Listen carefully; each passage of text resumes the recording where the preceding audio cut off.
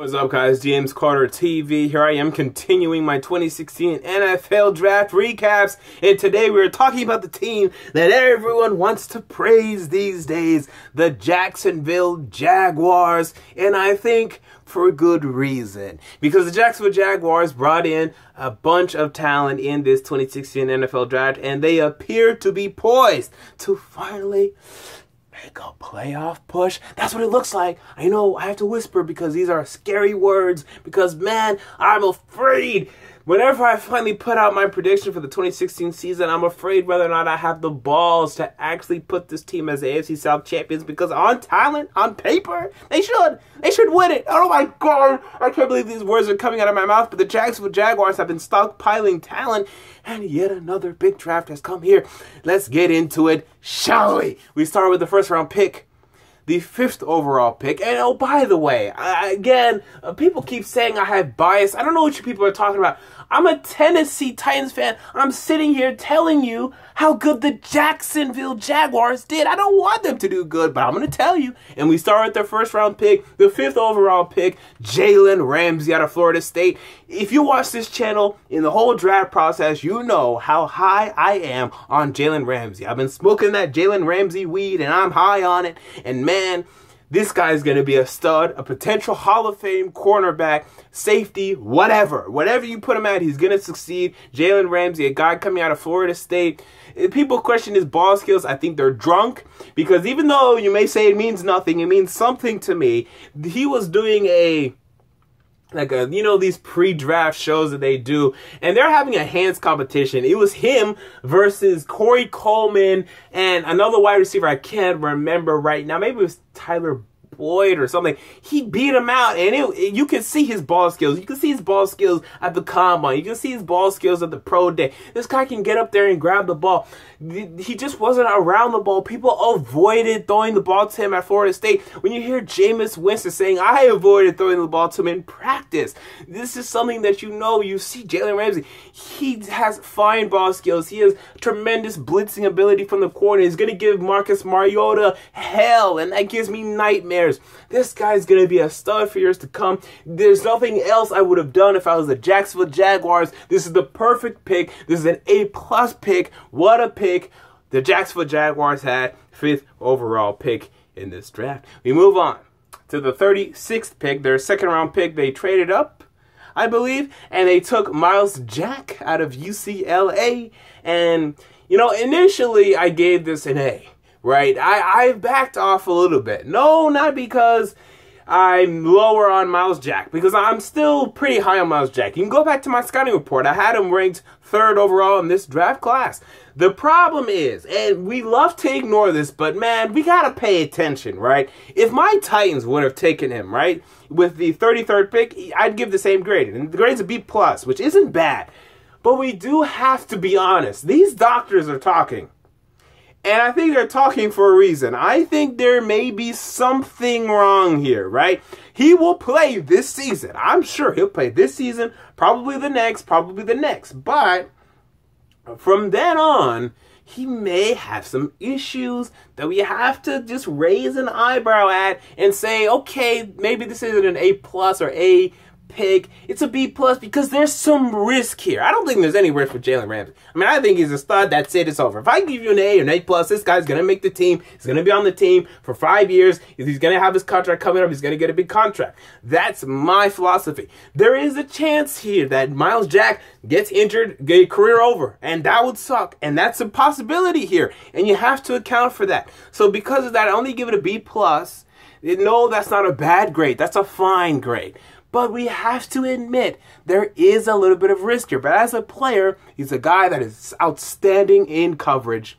Still has a lot of capability and potential, because he's only really committed to playing linebacker for 2 years. So still a lot of potential there. And again, outstanding in coverage. One of the best coverage linebackers I've ever seen in my life. Explosive off the edge also. I mean, he's not a great pass rusher, but he's explosive off the edge. So you hope to teach him a thing or two about, hey, this is how you can really get to the quarterback, because I think you can learn in that area.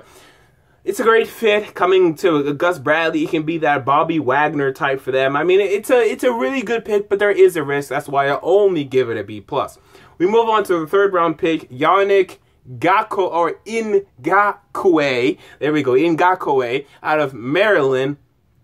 A guy that I heard a lot about in January and then talk kind of softened on him. You're going to hear a lot of scouts saying we don't like his size. Ugh, he's only 6'2", doesn't have great length, blah, blah. This guy produced. He had 13 sacks this season. Yeah, it was for the Maryland Terps, who don't really face great talent. But still, this is an FBS team right here, and he had 13 sacks. He was able to produce on the collegiate level.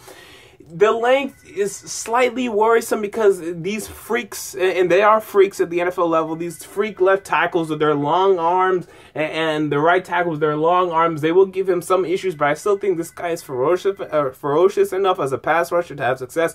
He needs to be better against the run, and I'm not sure you're going to see that because I think he will actually be stonewalled and unable to shake some of these long-limbed tackles.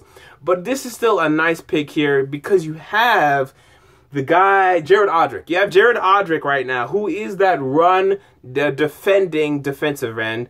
And then you also have Dante Fowler, who will be on the field 3 downs. And then now when you sub out Jared Odrick, you can put in Yannick Ngakoue, and then boom, you have your pass rushing defensive end. And I like the value, actually. So I give it a B+.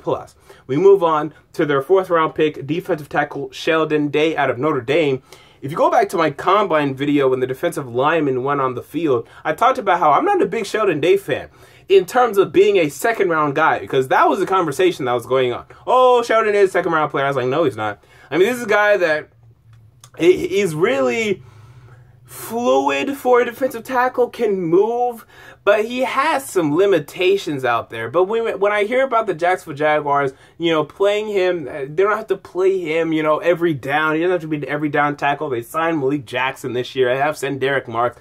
Bringing him in on passing downs, now we can have a conversation. Because as a guy that can come off passing downs, really his strength is coming off the ball whenever the ball is snapped. I mean, that's his talent. That's his move. He does it so well. You see it on tape. But besides that, when on running plays, he gets moved. He's not very strong. He's kind of small. Doesn't have great length. But we're talking about, again, a guy that comes on passing downs. I like that idea a lot, and I give it an A- because he's not going to be able to be a 3-down starter to me. All right, next we move on to Tyrone Holmes out of Montana. My least favorite pick. Actually, no, this is actually my second least favorite pick from this Jacksonville Jaguars draft. I question what he's going to be. He's probably going to have to be a 4-3 defensive end. He was a linebacker at Montana, but I think he's going to have to commit to being a defensive end here. And, man, I didn't see anything. I put on the tape. I put on the Montana film. Saw some plays here or there, but a guy that I just didn't think had the play strength to play at the NFL level, he's going to have big troubles when he finally puts his hand down in the dirt. He's going to have trouble getting off of that edge. He's going to have trouble beating these strong tackles because I don't think he has the strength. I didn't see it on tape. I didn't see it in the film room. I'm not going to see it in the NFL. I give it a C+ because maybe he can do something on special teams. We move on to quarterback. That's right. The Jaguars took a quarterback in the 6th round. 201st pick overall. Quarterback Brandon Allen out of Arkansas. Small. Yeah, not as he's bigger than Russell Wilson in terms of height, but he's 6'1", 217 pounds, so doesn't have a very impressive frame. I think he's too quick to run a lot of times, likes to just drop back, I don't see anything, and then start running. Needs to learn how to sit in the pocket and read through his progressions. But in terms of arm talent, I think he has it. Not great arm and power, but I think good accuracy for the position. It needs to continue to improve. I mean, he improved his completion percentage from 56% his junior year to 66% his senior year, so that's a 10% jump. So, a guy that keeps improving and getting better. And now the accuracy isn't a question for me as it would have been last year. But again, I think he just needs to really learn how to sit in the pocket, manipulate the pocket. And I hear some rumblings. I don't know, Jaguar fans, tell me in the comments.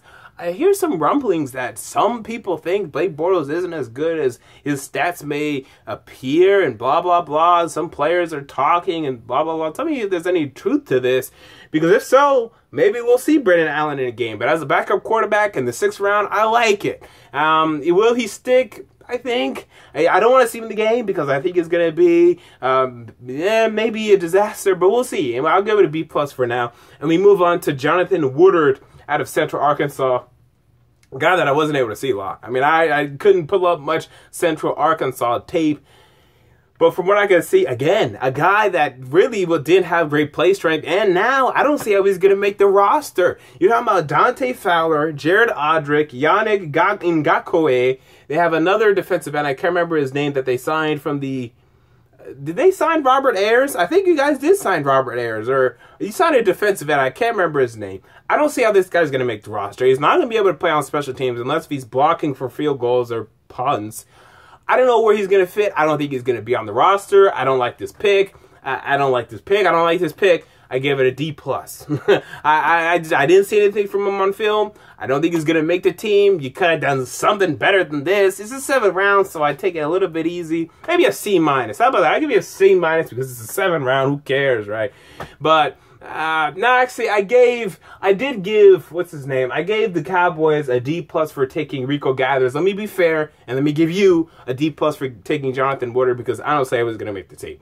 Okay, so, well, there you go. My Jacksonville Jaguars draft recap. I concocted my GPA system. I called it up again. I said, hey, how you doing? Here are the grades. Here's the report card.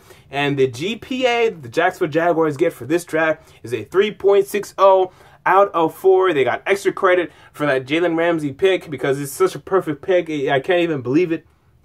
3.6, which equals an A-. Now, this is the first time I'm really doing this grading system, this really intense and active grading system. So, I think, though, with this grading system, it's going to be hard for someone to get an A, because I think this is the best draft. I think just from looking at it, I'm still going team by team, but from the way I'm viewing it right now, I think this is the best team, the best draft we had this year.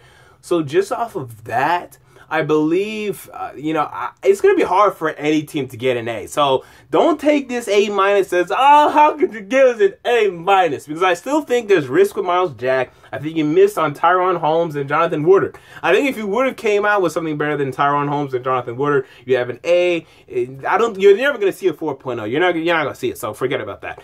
But take the 3.6. It's the highest GPA given thus far. Under the Green Bay Packers, under the Seattle Seahawks, it's the highest. Take it, love it, caress it, and the Jacksonville Jaguars may be on their way to an AFC South title in 2015. Oh, excuse me, 2016. Until next time, James Carter TV, I'm out. Peace.